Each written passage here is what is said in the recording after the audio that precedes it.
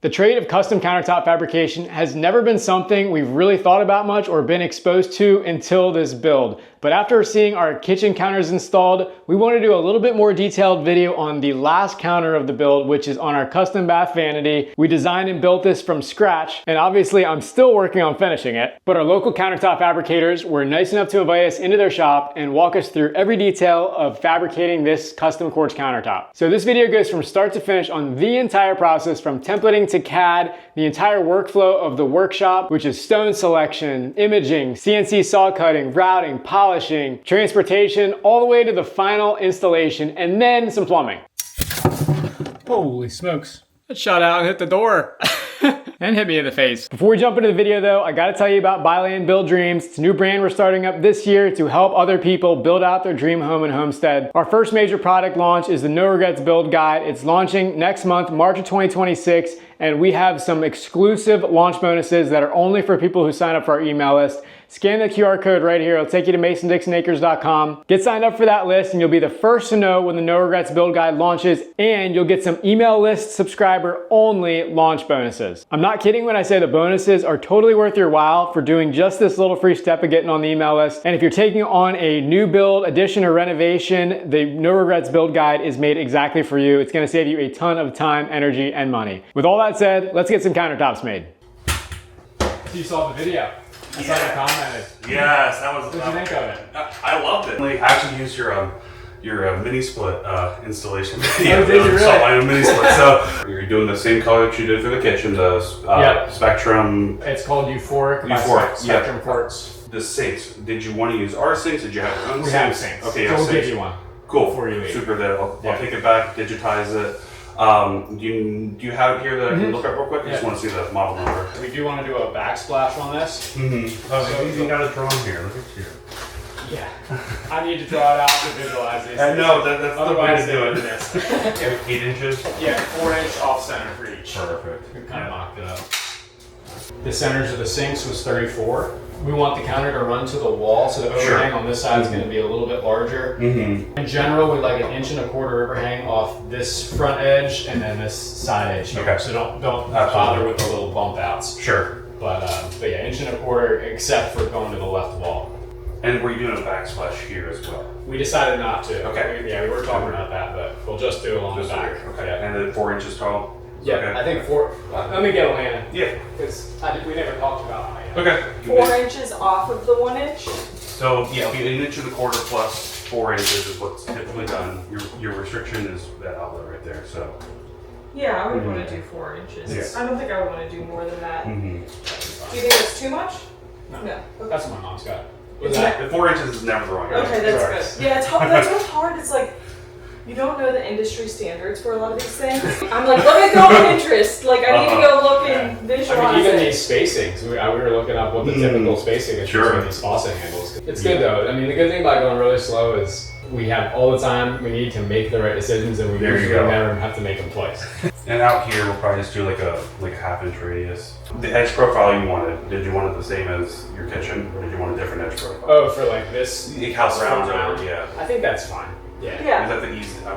East edge or something like that. The only other thing that when I was mocking up was going to be kind of tight was between like this spacing faucet between the backsplash and the sink. Probably like to get it as close as possible to the front edge without it being like too close. If you know what I mean? Yeah, I get it. There's that flange on the sink, and so I'm hoping to not have to like chisel that out when I put the faucet in.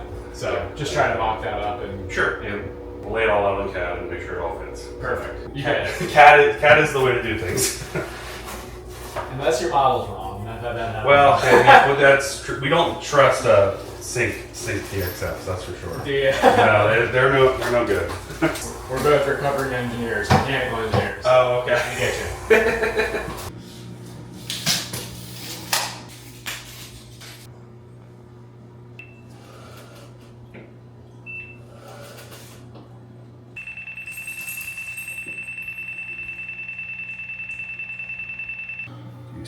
I messed up there, but that's okay. Yeah, that's really cool.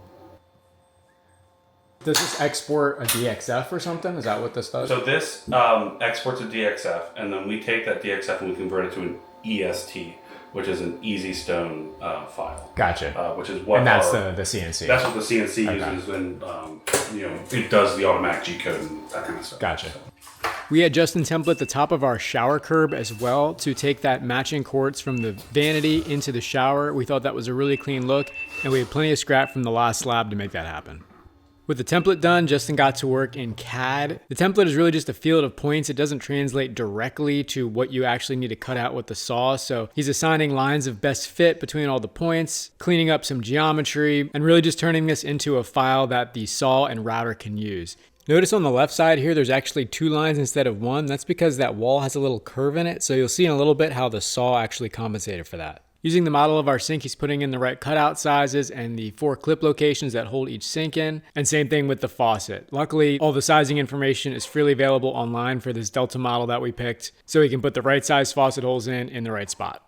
A few dimensions and notes to finish everything off, and it all boils down to this very simple shop drawing that the guys can have on paper in the shop while cutting everything out. So today we're taking a little bit of a field trip to see our bathroom vanity sink get cut out at our local granite and marble fabrication shop. I've never seen this done. I've never even watched a video on it, to be honest. So this is gonna be a new experience for both of us to see how this works.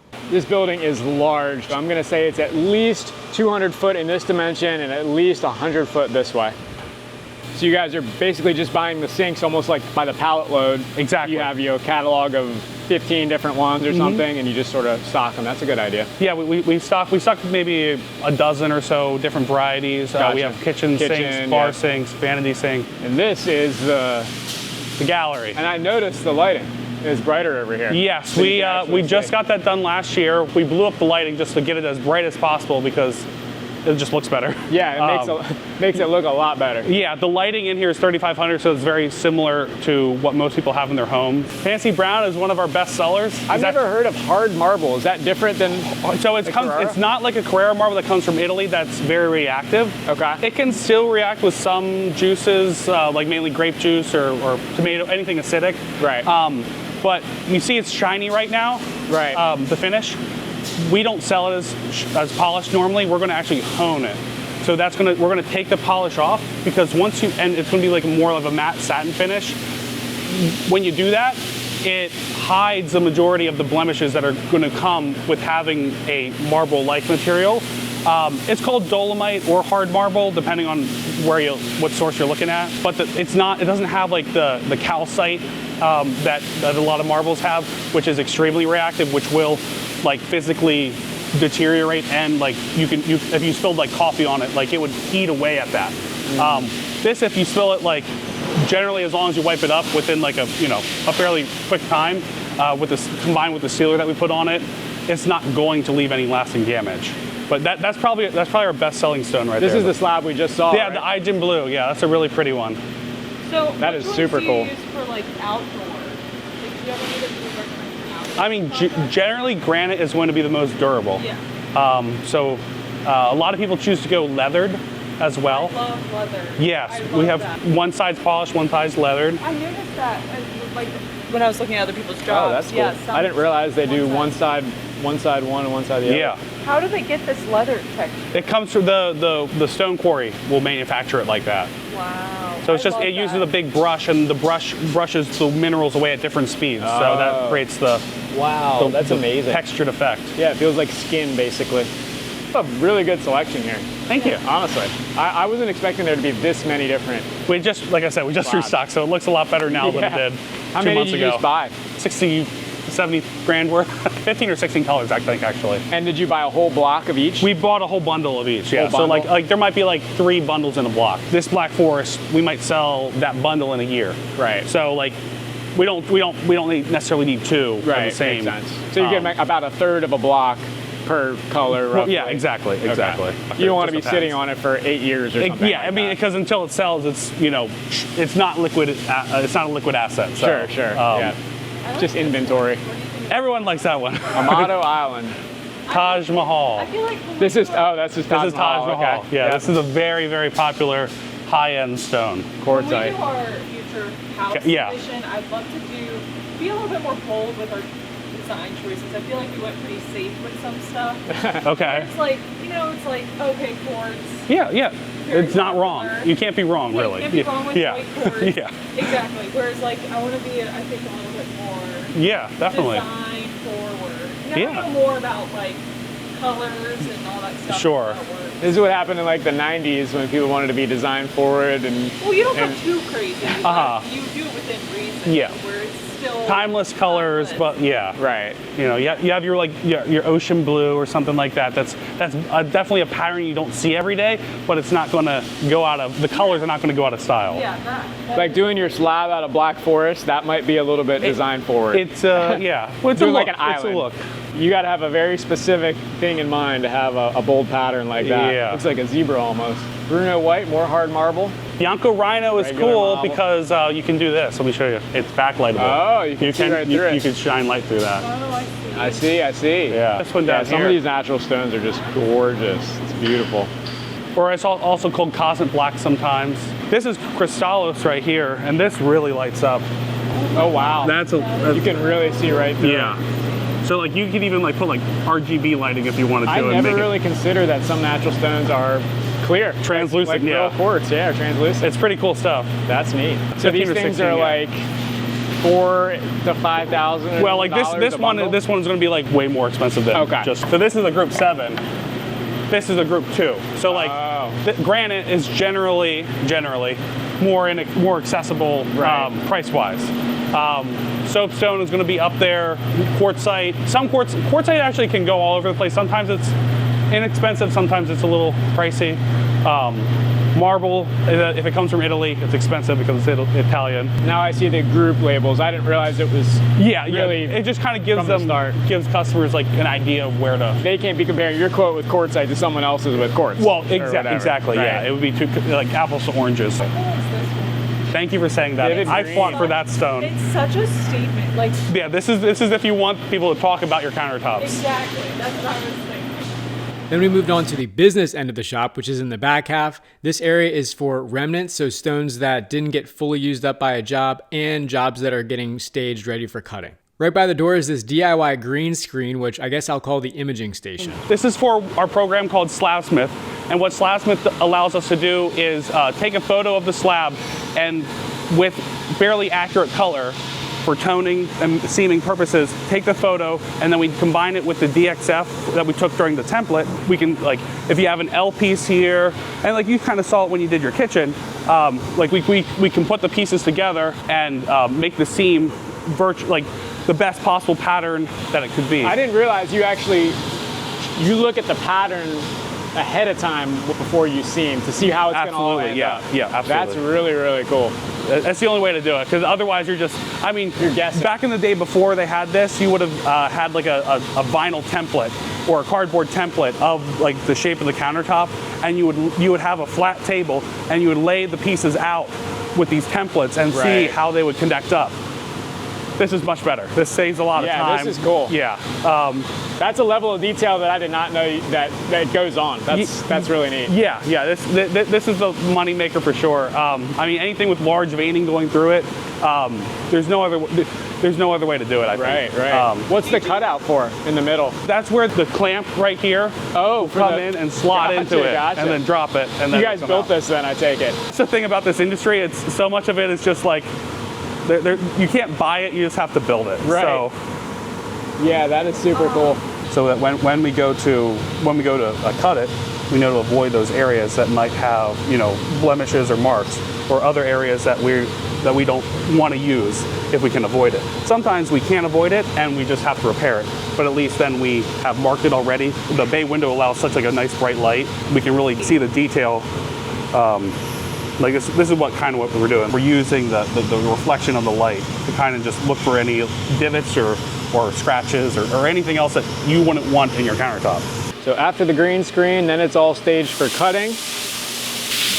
Comes over to the saws, does its thing. Next we're gonna go to routing, and then over there on the other side of the shop, we have long-term storage. Once we program it, it'll come out here to the saw to get cut.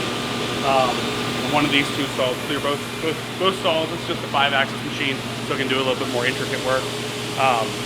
It's huge. And then it's from Italy, so. And then we have 2 routers, CNC routers here. Okay. Those will do all the intricate shapes. and then that goes into our hand finishing department, and then out the door to the install. So the intricate shapes, so that's where you do the Sink cut out, exactly, yeah. Okay. And it also polishes the edges too. That way the hand finishing guys just have to do a little bit of touch-up work, where sometimes there's more troublesome. This is a normal 3-axis, or this is a 5-axis? 5-axis, yeah, okay. Just smaller than this one. Exactly, yeah, the bed's a little bit smaller. This one is actually meant for stuff that we don't even really do. Mark got this because you can do like really intricate like statues and stuff with it. So You can carve a statue. you can carve a that's statue just with this machine. That's neat. So Just like a 5-axis, like normal metal mill. exactly, could, exactly. But Yeah. just with stone. It has the height that most of the saws that you see are going to be the shorter 3-axis. Gotcha. They just don't have the height to do that kind of Gotcha. stuff.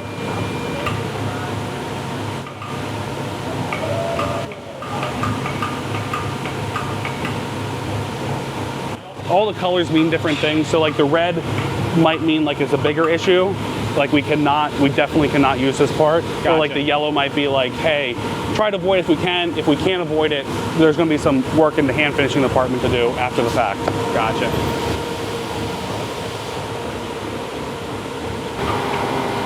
A sacrificial material that allows us to actually plunge cut. Makes sense. Got to cut through it. Yeah, that's a solid 6 inches or so. Yeah. Solid, I think that table must weigh an absolute ton. Yeah, the hydraulics are a little, A lot more yeah. than a ton, honestly. And like every so often we'll mill it down, we'll refresh it, because like gotcha. it does degrade over time, and Have you ever had to re-pour a new top to the table? we probably re-pour it maybe like once a year to like once every year and a half. Okay. But in the meantime, like every maybe 2-3 months, we can just mill down the table. Gotcha. Using the saw? Yeah, using the same saw, just with a different. With a concrete actually, mill bit? so because it's a 5-axis, this blade can actually turn down, and then we put like a spindle on it, like a milling wheel. Gotcha. Kind of looks like a cup.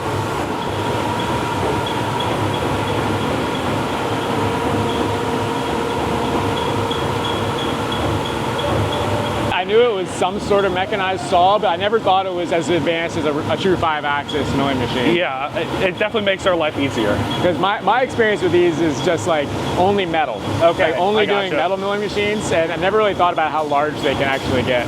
When Iraq was going on, the government was hiring out like stone fabricators to actually cut metal plating for the Humvees. Oh. So this can do metal as well. Interesting. Just like, large metal. Wow. So how did it zero? How did it reference position of the slab relative to the saw? So when we program it, we have basically the table loaded into the CAD program. Okay. And that has the origin point set to the corner of the table. Gotcha. And then every morning we kind of do a zeroing out, where Okay. like it's just going to go through its paces and like rediscover its boundaries, just to make sure if it slipped overnight or something. Because when he set this, I mean, it didn't seem like he did it any which way, left or right, precisely. So the feet actually, that's how the feet are is there a lined up foot? to the feet on the green screen gotcha. there. Okay. So that's how they center the piece. There's little tiny white marks on them. Gotcha.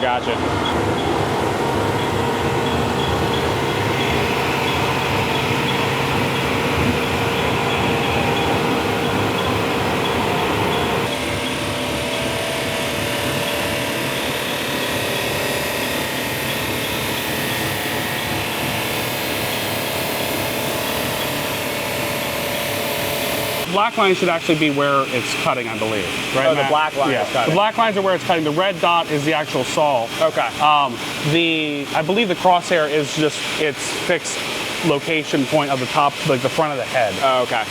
We've got the exact diameter. Do you like remeasure the diameter of the saw head as it wears? Right, exactly. We have to recalibrate every so often to make sure that the thickness, because it'll affect how we cut things, or it might not finish the cut all the way through. Right. It'll rattle all of the walls in here. So Oh my god. that's part of the reason why there's a premium price on quartz sites in general in Taj Mahal, because it's a little bit of a pain in the butt to work with. So Oh yeah. a lot more. What's one of those difficult to work blades cost? with. Most of them are probably like 300 or something like that. It just depends on, because we have marble blades, granite blades, quartzite blades. Gotcha. They all do. We have milling wheels, and they're all kind of different purposes. So like there's several stone suppliers. There's the one that I really like is Venezia. Our rep's named Wes. I've heard of Venezia. Yeah. Venezia gets like really good stuff at a good price. Okay. Like they care about volume and just trying a little bit of everything. Okay. Like Gramico is great as well if for like higher end stuff. Like they definitely have like fancier materials and more fancier materials, like or a larger selection, I should say. Okay. But they're going to be definitely on the higher end of the price spectrum, like starting and then going up. So this is the backsplash piece. It's right next to the vanity that just got cut out.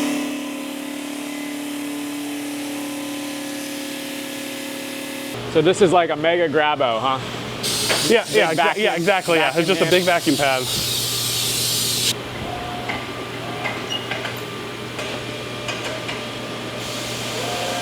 That is awesome.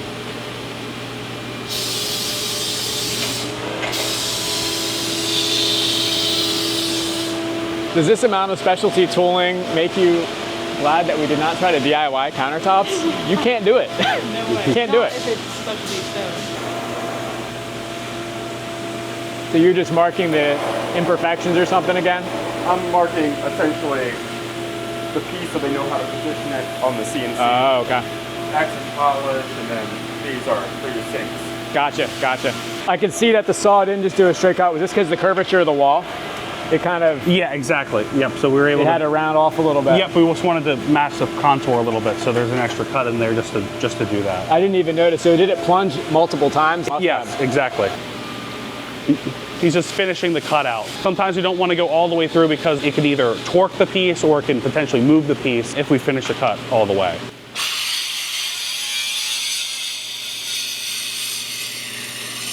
So we're gonna keep this for some future projects. Who knows what this is gonna come out to be, but the guys are gonna bring it along on the day of the install. I don't even wanna know how much some of these 5-axis mills cost. I've really only thought of mills as like metal milling machines. I never really thought of them doing countertop, but it's a good reinforcement that we should not have DIY'd this, and it's such specialty equipment. It's just, you gotta hire some things out. Well drilling was another example of something like this. All right, now here is the router, Yep. the Babaloni. Babaloni, yep. Can't go wrong with an Italian machine. So it will self-select its own bits and stuff from this little magazine? Yeah, so all the bits are programmed in, and the programmer will select which bit is to run in which order. We start with the rough grit, and that goes up to the polish. Gotcha. And those two at the end for the sinkholes, is that right? Those are actually for the faucet holes. Faucet holes? The one on the far left here is what we call the finger bit, and that will actually route out the sinkhole Gotcha. itself. Plunge with one of the purple hole bits, and then that will actually carve out the circle. Gotcha. No, it doesn't. Hand away from my shirt. Do you need a Band-Aid? I might have one in my car. Oh, we got plenty. Okay. He's a real man. He won't take a Band-Aid. Fortunately, when you look at the faucet, Uh-huh. it's gonna We'll be very close. you know, you're just gonna have to take this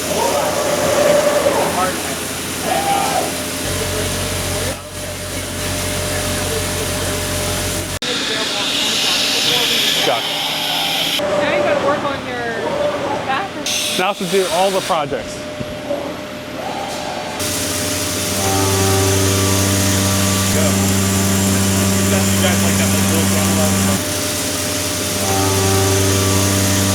So talking to Justin, one thing he mentioned was that the sink faucet is a little bit tight to the backsplash, like it's gonna work. And I knew this was gonna be tight building the vanity, but one thing they're able to do here is mill down the thickness of the quartz. And so that's what we're gonna do for the backsplash. This is actually a scrap piece he showed me of some that he's milled down. So they use a wheel on its side basically to roll mill this down, and they probably took 1/3 of the thickness off this, I would say. So there's the full true thickness. Then they come back afterwards with either a router or hand tools and knock these edges off. They don't overlap passes because that would wear the disc unevenly. So this keeps a nice even wear mark, and then they take these little strips off manually afterwards. The leftover remnants all go to a stone recycler, and they get ground up and used as aggregate in concrete. So this machine is basically a giant belt polisher, and he's gonna run our backsplash through this first to put a glossy edge on it. So starting off, this is kind of like a saw cut matte finish. It's pretty rough, it's got some dust on it, and this machine's gonna take it to a nice glossy finish. That thing is getting squeezed tight. Oh, now I see it. You can see way back there, those little polishing discs. They're just oscillating a little bit and spinning really fast.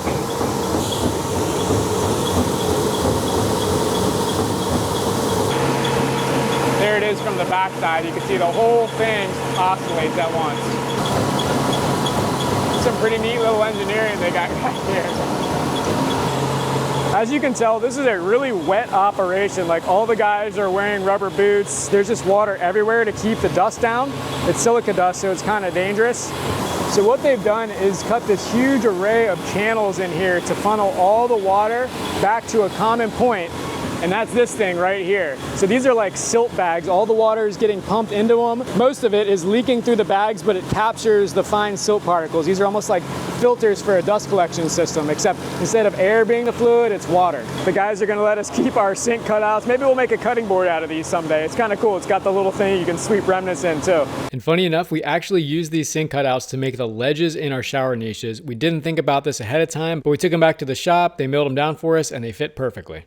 This was something they just ran. This is multiple different edge profiles that they're gonna use for samples. So obviously that's like an OG bit. This is like a very shallow radius. This is like a hard chamfer. This is the other big CNC they have. These things look like car batteries, but I guess they're like foam blocks. I don't know what you call them. They all have vacuum lines running to them, so I guess they suction on there so they stay in place, which is a good idea. There's a lot going on here with this machine. These things have got to be a pain to set up. This is another one of those vacuum lifters. You can see the big plates. The best feature of this machine, Justin tells me, is it's running Windows XP, as evidenced by the start bar. I haven't seen that since middle school. Justin tells me not only do they vacuum, but they also blow like an air hockey table, so you can float the piece around as you need it while you're positioning it. Crashed it a few times. It happens with CNC. I mean, it happens. You just hope it's not too bad. Well, yeah, we had this one guy who was just not paying attention, let it come down on one of those clamps right there. He didn't check his setup. Yeah. And it lifted the whole head assembly off of the tracks. $25,000 worth of damage. Holy smokes. How much was this thing? Is this used? This was new? This was, I believe this was brand new when we bought it. It was, I think, in the nature of like 380,000, when maybe back in like 2008. Oh my gosh. So it was pricey. Yeah, but that's what it takes to do business. Exactly. I mean, yeah. cost of doing business. I mean, the cost of not having this is way more than right. What are you gonna do? Cut it by hand? Well, because before this, like, this is a router. This pushes the edges on. Before they had what was called the Wizard, which was basically like on an arm and like a route, so you'd have to manually. Oh my gosh. So it's not perfect. So if it's human, like, you can jiggle it, right? It'll be off, and you're just using a little bearing bit that follows the profile, follows the edge, pretty much. Woo. Yeah, that would have been misery. And they did it for years like that. Mark and Brian did everything by hand originally. So wow. The final step before these countertops go out the door is hand finishing. Hand finishing uses a series of successively finer polishing pads to get rid of any little grooves left over from the router or the saw. I was surprised to see how much hand finishing there really was after the router was done. Just polishing every edge, getting human eyes on everything to make sure there's no blemishes. It really is a testament to the quality these guys want to deliver. This is a premium product. There are cheaper options for countertops, but installing something that's done really nicely with no blemishes or defects gives these countertops a much better shot at standing the test of time and really looking great over the long term. With the final touches in place, everything can get loaded up on the truck and ready to go out for install. Beautiful work it, Mace. This is the same truck they brought out for the kitchen countertop install, and it is a truly custom piece designed specifically for countertop fabrication, down to the tailgate height, the built-in crane, toolboxes. Everything is super well thought out for exactly what these guys do.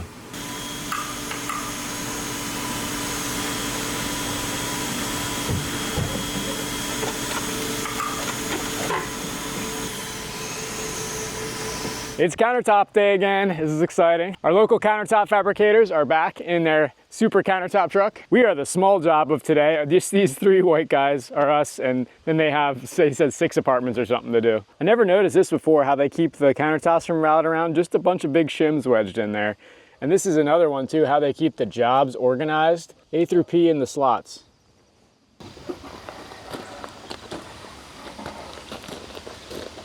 Ready?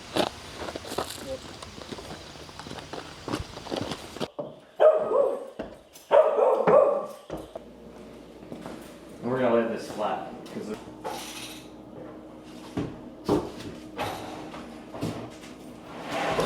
So good. That was easy. I'm just looking at it. Turn the light on. It looks so good. Sweet.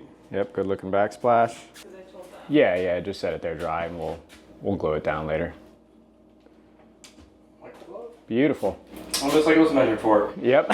Yep, it looks a lot better here than it did in the shop, honestly. The curb looks really good too.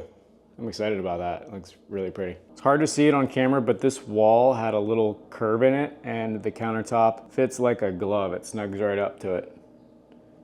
Because this backsplash got milled thinner, it developed a bow. So the guys are using quick grab adhesive in the middle to keep it flat against the wall, while the normal clear RTV they use That cures. spot is a warpy spot. You want to put the real heavy duty construction adhesive there. What do you use? What is that? We usually use high tack. What we had on the truck today is Boa Bond. Gotcha. I've never seen the no spout technique. Well, it's been sitting in the truck for a while, and this stuff dries super hard, and you can't do anything about it except cut it open like that. Gotcha. So the rest is that it's chem something, right? RTV? Chemical Concepts. Chemical Concepts. Brand, I believe. Yeah. Yep. We've tried other stuff. I'm sure you guys buy it by the Like pallet load and just stock the trucks with it, basically. Yep. Other stuff we had either is really smeary, runs weird, doesn't fill right. It's just, or it's too thick. This stuff is great. Doesn't shrink real bad. And with that Boa Bond, like we usually use, like I said, high tack. This stuff's almost like an instant tack. It still takes 24 hours to cure, but High tack is that a brand or that's like the believe it's the strength of the adhesive? It's like high tack. brand. Okay. I'm curious to see how you guys do the sinks too, because I did the kitchen sink myself and that was kind of a pain. Oh yeah, because it came in broken. I remember that. That's right. I made like a little lifter to go up underneath the cabinet and lift it up. I think they're literally called Sink Helpers is the brand, or Sink Saver or something like that. Oh, that's neat. So it goes through the drain. That makes a lot of sense. Now we have a corner drain in the kitchen sink. How would it have worked for that too? Sometimes Big 30-inch sink? Sometimes it'll hang down a little bit, and then you can do it, but then you gotta get the far end clips on the Gotcha. outside of the drain on first. That makes sense. Just hang it from the clips. Yeah. So you basically do a dry fit first, and then you Yep. take it back down and put the glue on. It depends on the situation. 90% of the time we hang it, put our clips in, because our clips are what holding is all the weight. Is our Yeah. clips. And then we just do an inner. Oh, you just seal it from the Yep. inside. Gotcha. There are 4 threaded inserts placed in the bottom of the slab for each sink. That serves as a fastening point for metal brackets to clamp the sink up to the slab and hold it securely.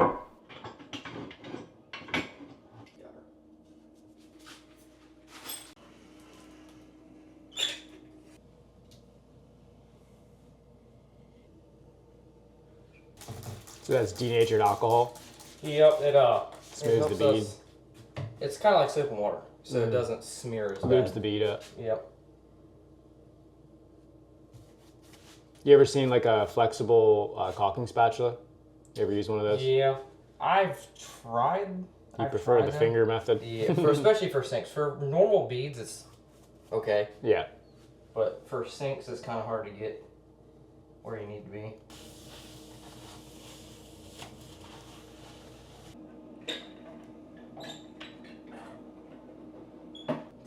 I remember this from the kitchen install. Soft Scrub is their product of choice for cleaning dirt or smudges from handling off of white quartz.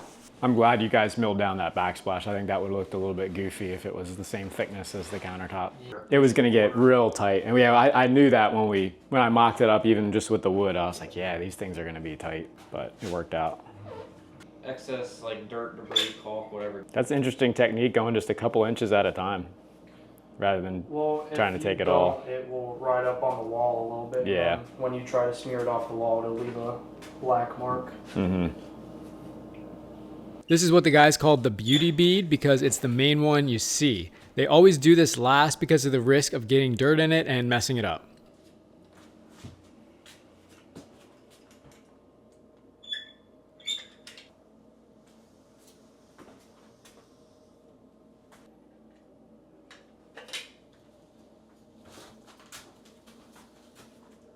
good looking bead right down the back. A very efficient system with the buckets. Bring the 2 buckets, 1 for trash, 1 for tools. Yep. Got all the fasteners you need. That makes all the difference in doing jobs quickly. It really does, having all that you need. Do you have like a job software where you document every job? Is that what you take pictures for? We use East Edge. Okay. It's from quotes to installation. Specific to countertop installers, I would guess. Was. Stuff, guys. One day you guys are gonna be running the show. Hopefully. With the sinks and counter installed, we're ready to get some plumbing in here. I'm doing the supply pipes first because once I put the drain pipes in, it kind of blocks the way. Holy smokes. That shot out and hit the door. And hit me in the face. I don't love stubbing pecs right out of the wall, but I do like how there are no joints within the wall. For the toilet, I found this little support kit, which I'll link below, and it actually makes it look really close to a normal brass stub out. But under the sink, I thought these turned out actually pretty clean, even without the little support. Oh, I forgot the escutcheons. Damn it. I knew I was gonna forget that. Fortunately, I got cheap, flimsy ones that I could just slice with a razor blade and slip them over.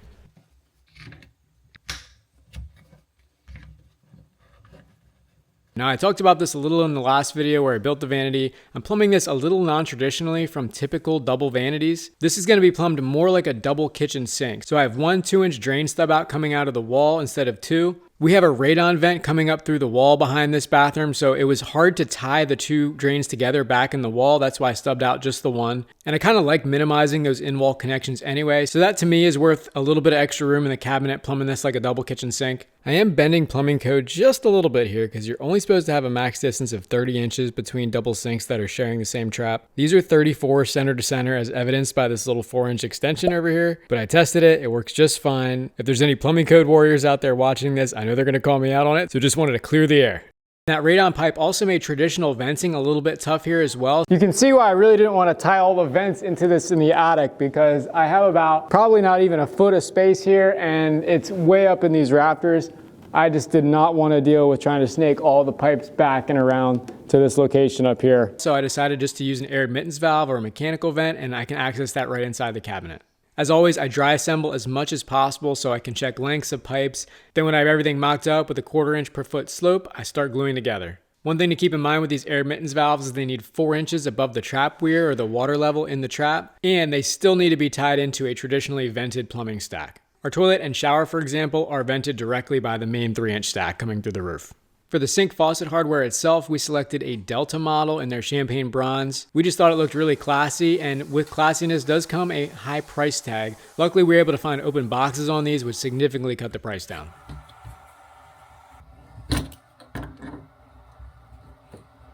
All right, here we go. Get an air out.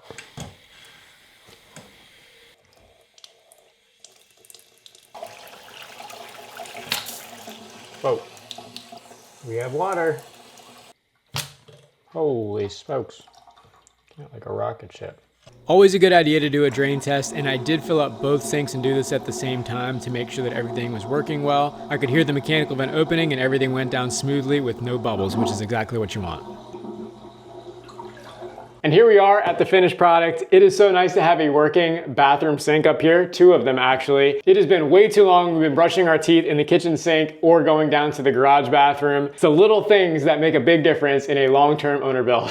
The next video will be on finishing this vanity, the doors and drawers. They will be a little bit unique because of the sink layout and how we don't have all the open space we need for the drawers in the top. So they're gonna be some funky looking drawers. Definitely make sure you're subscribed. You'll be the first to know when that video drops. Scan the QR code and head to masonixnakers.com. Get signed up for our No Regrets Build Guide email list. If you have a new build coming up, a renovation or addition, we're making a resource called the No Regrets Build Guide exactly for you. It's dropping next month, and there's some email subscriber only bonuses that are gonna be included with the build guide. All you gotta do is head to the website and sign up in advance. The bonuses themselves are worth signing up for, and you'll be the first to know when the No Regrets Build Guide drops next month in March 2026. As always, thanks for watching, and we'll see you on the next one.